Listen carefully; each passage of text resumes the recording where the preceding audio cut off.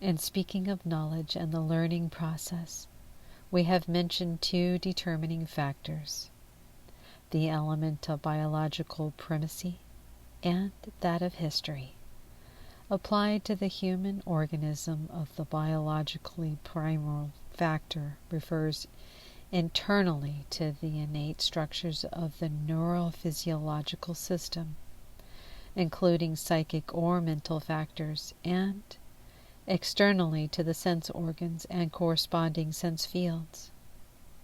History is derived from the feedback loop created by the simultaneous unfolding of the sense organs in response to the environment, as well as the folding back upon the senses of that which has been expressed through them. The total internal, external factors comprising the biohistorical or psychocultural field may be called the system of the psychosensory organization.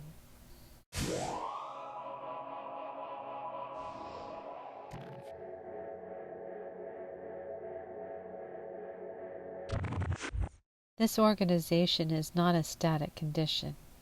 Impressions and information from the environment, both natural and artificial, are continuously streaming into the organism through the sensory fields.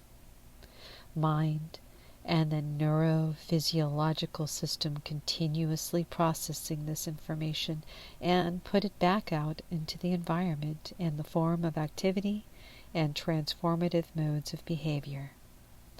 What is put out, literally expressed, is called culture, which, as it accumulates, becomes an increasingly significant artificial environment factor in the totality of psychosensory process.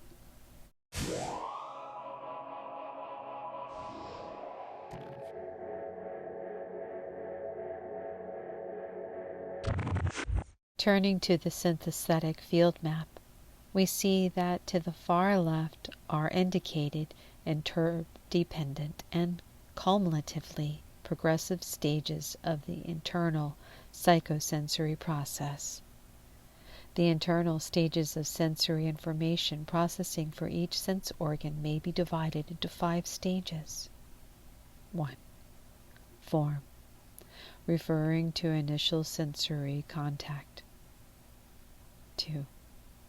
Feeling, which relates to attraction or repulsion. 3. Perception, referring to qualitative and quantitative discriminations. 4. Formation, which indicates complex thought, emotional reactions include previously conditioned responses. And 5. Consciousness, the degree, quality, and kind of awareness sustained during a given experience.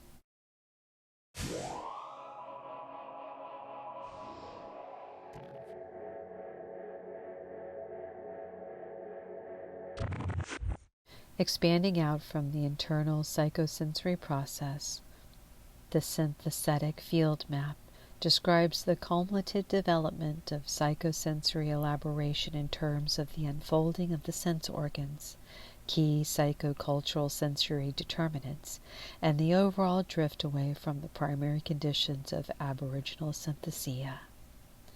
In this context, synesthesia may be defined as the sense fields mutually interpenetrating and acting in harmony with each other.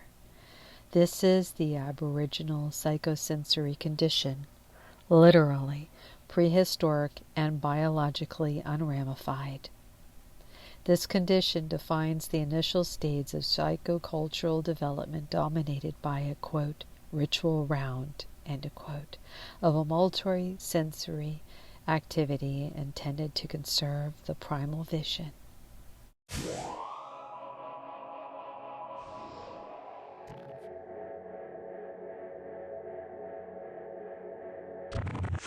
The subsequent stages, ancient world, medieval world, and modern, all describe the increasing psychosensory elaboration that marks history as a play of forces and ideas ever more divorced from the original harmony of the environment.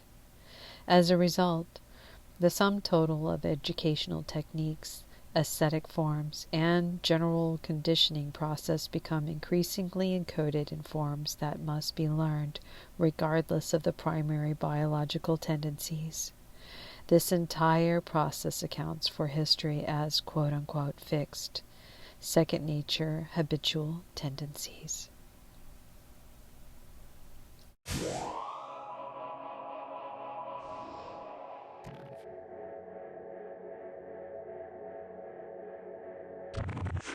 This process reaches its culmination in the present or modern era, in which psychosensory elaboration has become so intense that a condition totally opposite of the original synaesthetic condition has been reached: mechanistic psychosensory alienation.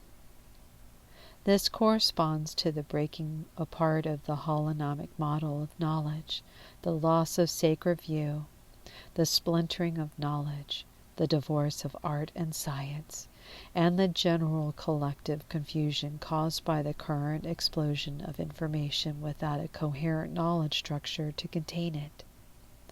As indicated by the spherical model at the right, there is a next stage, the holonomic, which synthesizes the previous stages of psychosensory development into a heightened post-historic synthesia. To understand, much less to reach, this stage requires further learning, especially with regards to the psychogenetic nature of history itself.